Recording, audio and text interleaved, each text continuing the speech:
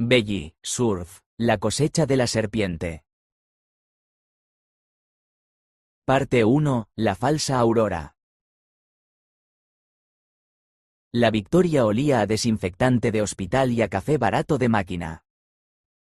Sabía a las lágrimas de alivio de los abuelos de Daniel y al abrazo férreo, casi doloroso, de la madre de Valentina. Después de la confrontación en la gasolinera, el sistema, con su pesada e impersonal maquinaria, se había puesto en marcha. Julio y Aurelio fueron detenidos, esta vez sin posibilidad de fianza. El intento de secuestro, sumado a las amenazas grabadas y al testimonio de 5 niños y varias adultas, parecía un caso sellado. El mundo, por un breve y glorioso instante, pareció volver a tener sentido. El otoño llegó, pintando la ciudad con tonos ocres y dorados. Para Daniel y Ana, fue su primera estación de paz. Su amor, forjado en el secreto y el miedo, ahora podía respirar al aire libre. Paseaban por el parque, las manos entrelazadas, bajo la mirada benévola de sus amigos y familiares. Ana, libre de la tiranía de su padre, comenzó su transición con el apoyo incondicional de su madre, que se había separado de Aurelio, y de su nueva familia encontrada. Su voz seguía siendo la misma melodía firme, pero ahora vestía con la ropa que elegía, su pelo crecía libremente y en sus ojos había una luz que Daniel nunca antes había percibido.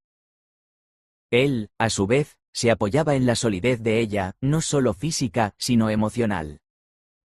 El anhelo de su vientre duro se había transformado en algo más profundo, un ancla a la realidad, a la seguridad que ella representaba.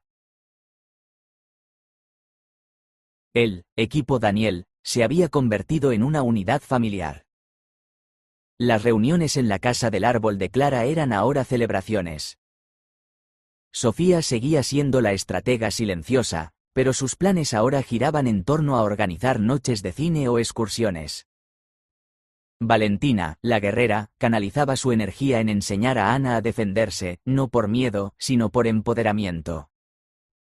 Lucía aportaba su risa sanadora y Nayara se había integrado perfectamente, una presencia tranquila y ferozmente leal al lado de Ana. Las adultas también habían forjado un vínculo. Leonor, la trabajadora social, y Ana, la hermana mayor de Lucía y estudiante de Derecho, se convirtieron en el escudo legal y burocrático del grupo. Pasaban horas preparando el caso, documentando cada detalle del abuso, convencidas de que estaban a punto de encerrar a 2 hombres peligrosos por mucho tiempo. Era una falsa aurora. Un amanecer pintado sobre un lienzo de tormenta. La primera grieta en la paz apareció 2 meses después, en forma de una carta del juzgado. El abogado de Julio y Aurelio, un hombre con una reputación de tiburón y una moralidad flexible, había presentado una moción alegando contaminación del testimonio y manipulación por parte de terceros con una agenda ideológica. Se refería a Leonor y a la hermana de Lucía.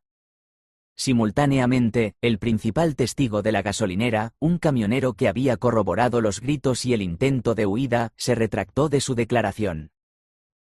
Dijo que lo había pensado mejor, y que quizás había malinterpretado una disputa familiar.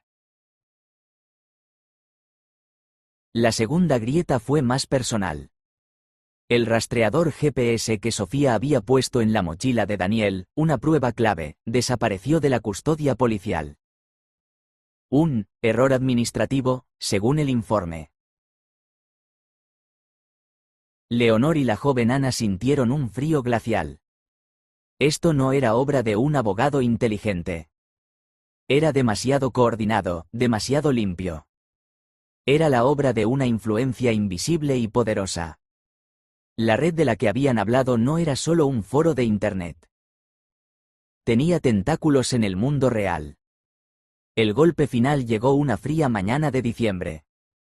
Julio y Aurelio fueron puestos en libertad bajo fianza. Las condiciones eran estrictas, una orden de alejamiento de 100 kilómetros y tobilleras electrónicas. Pero estaban fuera.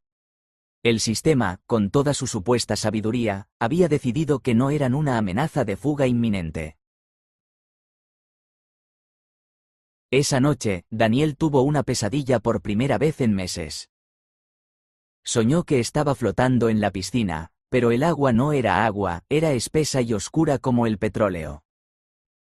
Y debajo de la superficie, los rostros de Julio y Aurelio le miraban con los ojos vacíos, mientras cientos de manos pálidas surgían de las profundidades para arrastrarle hacia abajo. Se despertó gritando, el nombre de Ana en sus labios. El verdadero líder de la manada había decidido que el tiempo de juego había terminado. En los rincones oscuros de la web, en foros privados protegidos por capas de encriptación, se le conocía solo como el Patriarca. Nadie sabía su nombre real. Su rostro era un avatar de un busto de mármol griego. Pero su palabra era ley. Era un hombre de una inteligencia brillante y una ideología retorcida como un árbol canceroso.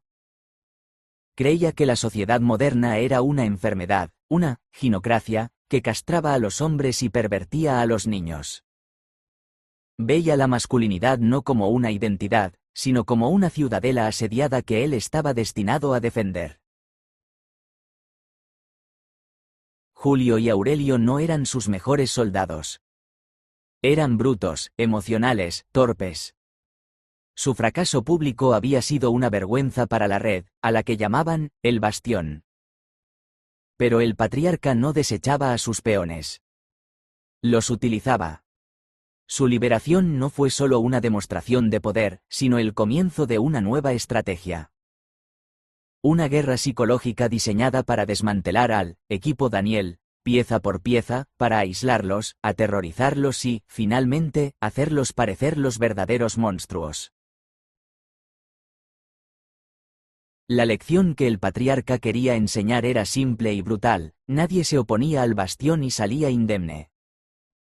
La cosecha de la serpiente estaba a punto de comenzar. Parte 2. La red de susurros.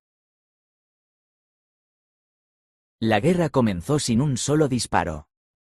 Fue una infestación, un veneno que se filtró en el aire que respiraban. El Patriarca operaba con la precisión de un cirujano y la crueldad de un inquisidor. Su primer objetivo fue la reputación. Aparecieron perfiles falsos en redes sociales. Decenas de ellos. Usaban fotos robadas de las chicas y las convertían en memes crueles. A Valentina la llamaban el gorila con lazo. A Clara, la ballena varada. A Lucía, la bufona sin cerebro. A Sofía, la pequeña psicópata. Las imágenes eran burdas, pero efectivas. Se compartían en grupos locales de padres, acompañadas de historias inventadas sobre cómo las chicas acosaban a otros niños, cómo eran un clan de delincuentes juveniles. La campaña contra Ana fue aún más vil. Utilizaron su nombre de nacimiento y fotos antiguas que Aurelio les había proporcionado. Crearon una narrativa en la que era una niña depredadora, que había seducido y confundido a un niño ciego y vulnerable. El deseo de Daniel, tergiversado y expuesto, se convirtió en el arma principal. Buscan corromper la inocencia, decían los posts anónimos. El veneno se extendió. Los padres de la escuela empezaron a mirar a las chicas con recelo. Algunos prohibieron a sus hijos jugar con ellas. En el supermercado, la madre de Clara oyó a dos mujeres susurrar a su paso. La normalidad, su refugio, se estaba volviendo tóxica. El siguiente ataque fue dirigido a los adultos. Una queja anónima fue presentada contra Leonor en el Colegio de Trabajadores Sociales, acusándola de manipular a menores y de tener un conflicto de intereses personal. La investigación, aunque probablemente terminaría en nada, la obligó a apartarse oficialmente del caso, sumiéndola en un papeleo infernal y manchando su historial. A la hermana de Lucía, la joven Ana, la atacaron en su universidad. Aparecieron carteles con su foto, llamándola extremista y acusándola de usar a niños discapacitados para su agenda radical. Su profesor de Derecho Constitucional, un hombre mayor y conservador, empezó a cuestionarla en clase, a poner en duda su objetividad. El bastión estaba aislando sistemáticamente sus líneas de defensa. Pero el aspecto más aterrador de la campaña era la vigilancia. Era constante y omnipresente. Un coche gris sin matrícula que aparecía aparcado durante horas en la calle de Sofía. Un hombre con una gorra de béisbol que parecía estar siempre en la misma cafetería que la madre de Valentina. Pequeños detalles que, aislados, no eran nada, pero que juntos tejían una red de paranoia. Empezaron a recibir llamadas a horas intempestivas, con solo silencio al otro lado. Sus correos electrónicos fueron hackeados. Sofía, la experta en tecnología del grupo, descubrió que sus teléfonos tenían instalado un software espía. Estaban viviendo en un acuario, y los depredadores observaban cada uno de sus movimientos. El patriarca disfrutaba especialmente con la tortura psicológica personalizada. Sabía que el verdadero terror no reside en la amenaza abierta, sino en la profanación de lo sagrado. Una mañana, Ana abrió la puerta de su casa para encontrar un paquete en el umbral. Dentro, había un hermoso vestido de seda, el tipo de prenda que soñaba con usar. Pero estaba rasgado de arriba abajo y manchado con algo que parecía barro. Junto a él, una nota impresa: "Nunca serás una mujer de verdad". Días después, Daniel, en su habitación, sintió una corriente de aire. La ventana, que siempre estaba cerrada, estaba abierta. Y en el alféizar, sus dedos encontraron una concha marina, idéntica a la que Clara le había regalado una vez. Pero esta estaba rota por la mitad, con los bordes afilados como cuchillas. Era un mensaje claro: podemos llegar a ti cuando queramos. Incluso en tu santuario. El miedo empezó a causar estragos. La tensión en las familias era palpable. El padre de Valentina, un hombre sensato pero asustado, sugirió que su hija debería tomarse un descanso de sus amigos. Esto es demasiado peligroso, Val, le dijo. La discusión fue monumental. Por primera vez, el grupo sintió la amenaza de la división interna. Se reunieron en la casa del árbol, su fortaleza, que ahora se sentía expuesta y frágil. Nos están cazando, dijo Valentina, su voz desprovista de su habitual bravuconería. No nos están cazando, corrigió Sofía, sus ojos oscuros y febriles.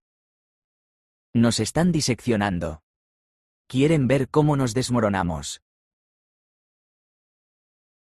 No lo haremos, dijo Daniel, su voz temblando pero firme.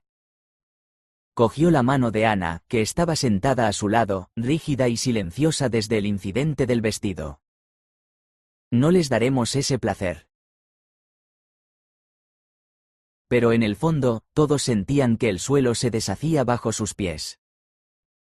Julio y Aurelio, con sus tobilleras electrónicas, estaban a 100 kilómetros de distancia. Sin embargo, su presencia era más opresiva que nunca. Eran los rostros del monstruo, pero el monstruo era una hidra de 1000 cabezas, y sus susurros estaban en todas partes. Eran el eco en el teléfono, la sombra en la esquina de la calle, la duda en los ojos de un vecino. La red los envolvía, apretando lenta, inexorablemente, ahogando su mundo en un silencio lleno de miedo.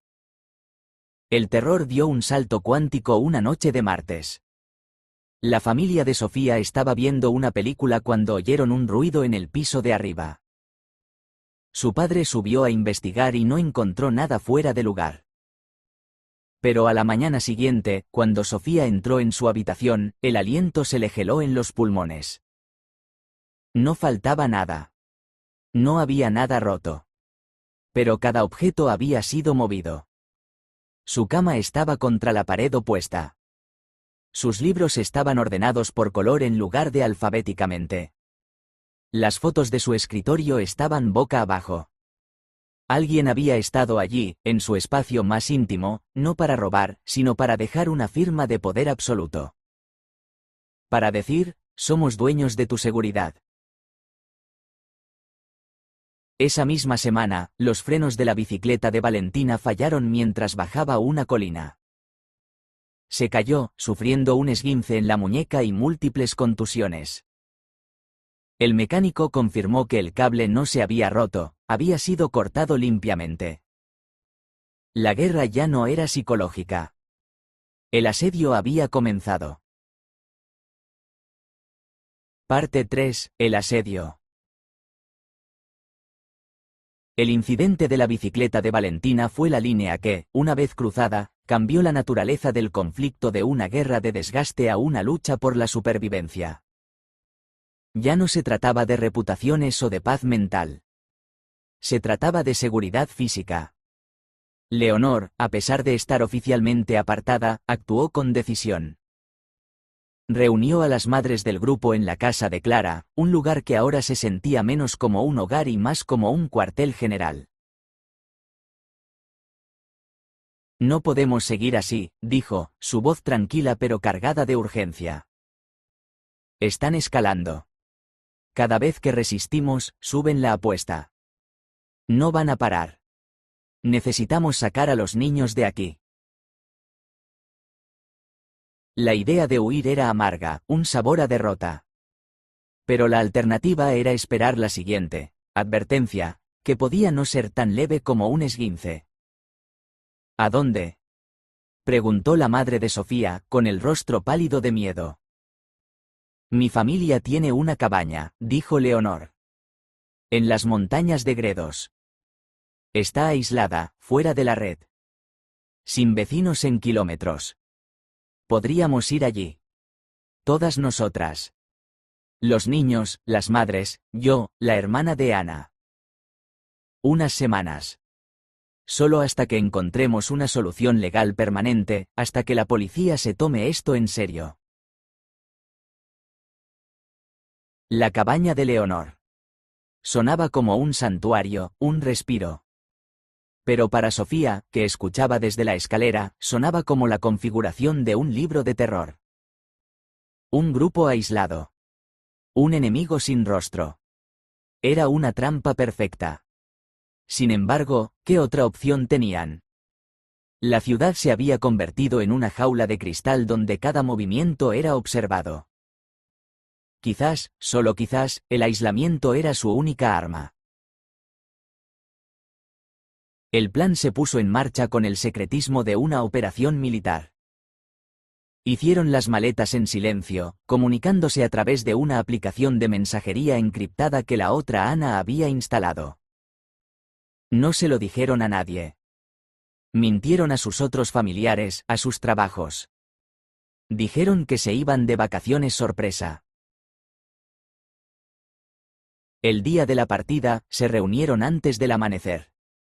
3 coches. En uno, Leonor con Clara y su madre. En otro, la madre de Valentina con su hija, Lucía y la madre de Lucía. En el último, la hermana de Ana conducía, con Sofía de copiloto, y en el asiento trasero, Daniel, Ana y Nayara. Se sentía como una caravana de refugiados huyendo de su propia vida. Mientras se alejaban, Daniel se giró como si pudiera ver su casa desaparecer.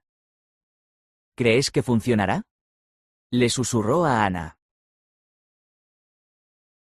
Tiene que funcionar, respondió ella, apretando su mano. Pero Sofía, mirando por el espejo retrovisor, vio un coche gris aparcado al final de la calle. El mismo coche gris que había estado vigilando su casa. Y juraría que vio un destello, como el de unos prismáticos, desde la ventana de un vecino que siempre les saludaba con una sonrisa. La sensación de ser observados no les abandonó durante el viaje de 4 horas. La cabaña de Leonor estaba tan aislada como había prometido.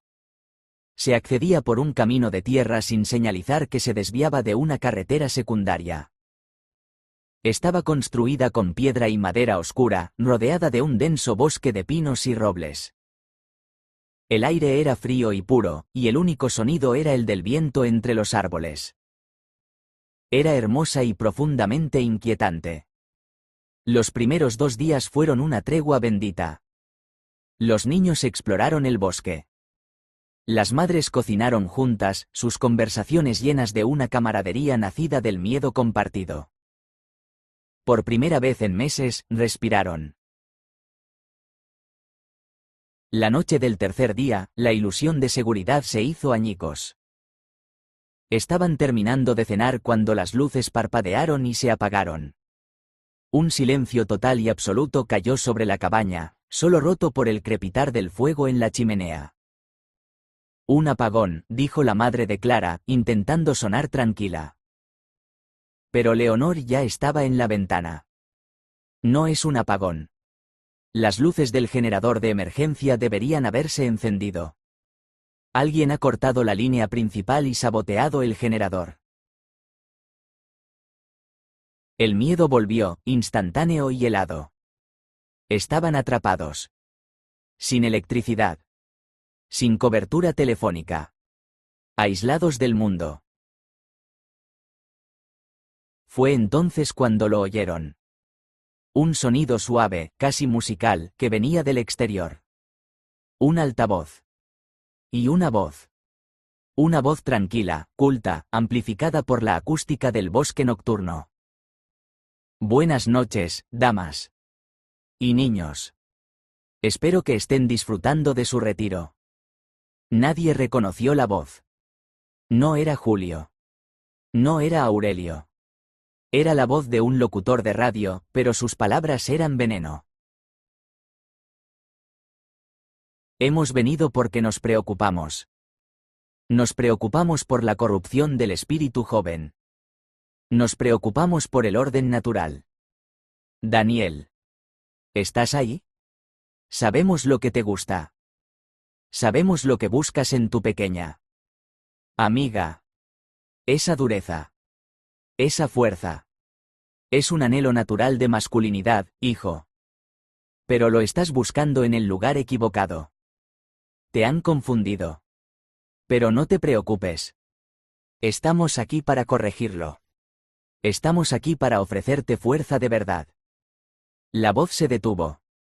Daniel estaba temblando violentamente, su rostro era una máscara de terror. Habían tomado su secreto más íntimo, su conexión con Ana, y lo habían retorcido en un arma para torturarle.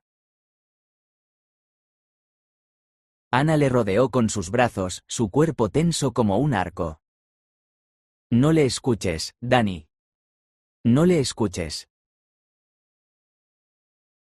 La voz volvió a sonar, ahora dirigida a Ana. Y tú, niño confundido. El bastión es misericordioso. Podemos ayudarte. Podemos extirpar la enfermedad. Podemos devolverte a tu verdadero ser. Solo tienes que abrir la puerta. Rechaza a estas mujeres que te han envenenado. Demuéstranos que todavía hay un hombre dentro de ti. Un golpe seco sonó en la puerta principal. Luego otro. Y otro. Alguien estaba llamando, con calma, con paciencia. El asedio final había comenzado. Estaban sitiados por un enemigo que no solo quería hacerles daño, sino que se creía su salvador. Y ese era el terror más profundo de todos. Parte 4. El corazón de las tinieblas. La noche se convirtió en un infierno de tensión estirada al máximo. La voz del altavoz, la voz que solo podía pertenecer al patriarca, se convirtió en la banda sonora de su terror. No gritaba. No amenazaba abiertamente. Razonaba, con una lógica perversa y retorcida, desgranando sus miedos uno por uno. Habló de la debilidad de Clara, del odio de Valentina, de la locura de Sofía. Conocía detalles que solo alguien con acceso total a su vida podría saber. Dentro de la cabaña, el pequeño grupo se organizó para la supervivencia. Leonor y la hermana de Ana, ambas con la cabeza fría, tomaron el mando. Barricadas, ordenó la joven Ana. Sofás, mesas, cualquier cosa. En todas las puertas y ventanas de la planta baja. Valentina, con su muñeca todavía vendada, se convirtió en la teniente de la operación, dirigiendo a las otras chicas y a sus madres con una eficiencia sorprendente. El miedo se había transmutado en una furia fría. Clara y Lucía ayudaban a mover muebles pesados, su fuerza combinada era formidable. Nayara no se separaba de Ana, una guardiana silenciosa y alerta. Daniel, sin embargo, estaba paralizado. La voz del patriarca le había golpeado en el centro de su ser. Estaba sentado en un rincón, con las manos sobre los oídos, intentando bloquear las palabras que se filtraban como un gas. Fue Ana quien le sacó de su estupor. Se arrodilló frente a él, apartándole las manos de las orejas. «Dani, mírame», dijo, antes de recordar. «No. Escúchame. Tu fuerza no es la que él dice. Tu fuerza es esto. Tu capacidad de amar. Tu lealtad. No dejes que te lo quite. Le necesitamos. Te necesito ahora». Y entonces, Ana dijo algo que cambió el rumbo de la noche. «En la oscuridad, tú eres el que tiene los ojos». La verdad de sus palabras golpeó a Daniel. En la negrura absoluta de la cabaña sin electricidad, su desventaja se había convertido en una ventaja. Podía oír cada crujido del suelo, cada respiración contenida. Podía navegar por la habitación, que había memorizado en los días anteriores, con una certeza que los demás, tropezando en la oscuridad, no poseían. Se puso de pie. La puerta del sótano, susurró. «No la hemos bloqueado. Hay una trampilla en la despensa. Puedo oír el viento a través de ella. Alguien está intentando forzarla». Sofía, que había estado intentando encontrar una señal en su teléfono, un plan de contingencia había sido enviar una alerta de SOS escrita a un contacto de confianza de la otra Ana si no se reportaban a una hora determinada, levantó la vista. Tenía razón. Nadie había pensado en el sótano. Mientras Leonor y la madre de Valentina corrían a bloquear la trampilla, el patriarca volvió a hablar, su voz ahora teñida de impaciencia. «Habéis elegido el camino difícil. Una pena. Julio, Aurelio. Mostradles el significado de la disciplina». De repente, un estruendo de cristales rotos vino del piso de arriba. Habían roto una ventana. Los gritos ahogados de las madres llenaron la casa. La invasión había comenzado. Lo que siguió fue un caos de sombras y sonidos. Los hombres del bastión, media docena de ellos liderados por Julio y Aurelio, entraron por el piso de arriba. Iban vestidos de negro, con pasamontañas. No eran asesinos profesionales, pero su fanatismo los hacía peligrosos y predecibles. El grupo de mujeres y niños se refugió en el gran salón principal, bloqueando las puertas que daban a la escalera. Estaban atrapados. «Abrid la puerta, Daniel», gritó la voz de Julio desde el otro lado. «Sé un hombre. Sal y enfréntate a tu padre». «No es tu padre», gritó Valentina en respuesta. «Es solo un matón cobarde». La puerta empezó a astillarse bajo los golpes de algo pesado. Un hacha. Fue entonces cuando Sofía tuvo una idea, nacida de la desesperación y de su conocimiento de las películas de terror. «La chimenea», susurró a Valentina. «El aerosol. Y el mechero». Valentina entendió al instante. Cogió el bote de laca que su madre siempre llevaba en el bolso y el mechero de emergencia que guardaban junto a la leña. Era un lanzallamas improvisado y peligroso, pero era todo lo que tenían. La puerta se vino abajo. Julio fue el primero en entrar, con los ojos desorbitados por la furia. Detrás de él, Aurelio y otro hombre. Valentina no dudó. Apretó el aerosol, y el mechero encendió el chorro en una llamarada rugiente. Julio gritó y retrocedió, con el pelo y las cejas chamuscadas. La llamarada les dio unos segundos preciosos. Y en esos segundos, Daniel actuó. En la oscuridad y la confusión, se movió con un propósito silencioso. Mientras los invasores estaban cegados por el fuego y el humo, Daniel cogió el pesado atizador de la chimenea. No podía ver para apuntar, pero no lo necesitaba. Apuntó al sonido. Al sonido de la respiración jadeante de su padre. Balanceó el atizador con toda su fuerza. El metal golpeó algo sólido, la rodilla de Julio, con un crujido nauseabundo. Julio aulló, esta vez de dolor puro, y se derrumbó. La caída de su líder momentáneo desató el pánico entre los otros. No esperaban una resistencia tan feroz. En ese momento, desde fuera, se oyó el sonido más hermoso del mundo: sirenas. La alerta de SOS de Sofía, enviada justo antes de que se cortara la señal, había funcionado. La policía local, alertada de la situación de alto riesgo, no venía sola. Traían a los GEO, el grupo de operaciones especiales. La voz del patriarca, que había estado en silencio durante el asalto, sonó una última vez por el altavoz, esta vez desprovista de su calma, llena de una rabia gélida. Esto no ha terminado. Pero lo estaba. Las luces de los coches de policía inundaron la cabaña, y el bosque se llenó de hombres armados gritando órdenes.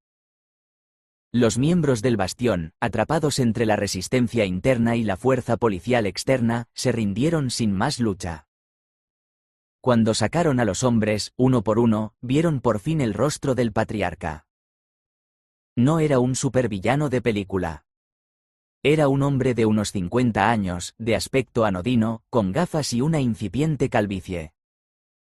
Un profesor de filosofía despedido de una universidad de segunda por sus opiniones radicales. Un hombre insignificante que había construido un imperio de odio desde su sótano. Verle a la luz, parpadeando y asustado, le despojó de todo su poder místico. Era solo un hombre patético. En la cabaña, entre los muebles rotos y el olor a humo, el equipo Daniel se abrazó. Estaban heridos, aterrorizados, pero enteros. Y estaban juntos. Daniel se aferró a Ana, su rostro enterrado en su hombro, sintiendo la solidez de su cuerpo, un ancla que le había mantenido cuerdo. Se acabó, susurró Ana. No, respondió Daniel, levantando la cabeza. Sus cuencas vacías parecían mirar más allá de la habitación, hacia el futuro. Acaba de empezar. Tenía razón. Lo que siguió fue un proceso legal largo y complicado. Pero esta vez, con el intento de secuestro, el asalto y la conspiración expuestos, el bastión fue desmantelado. Julio y Aurelio, junto con el patriarca y sus seguidores, se enfrentaron a sentencias de prisión largas y sin posibilidad de redención.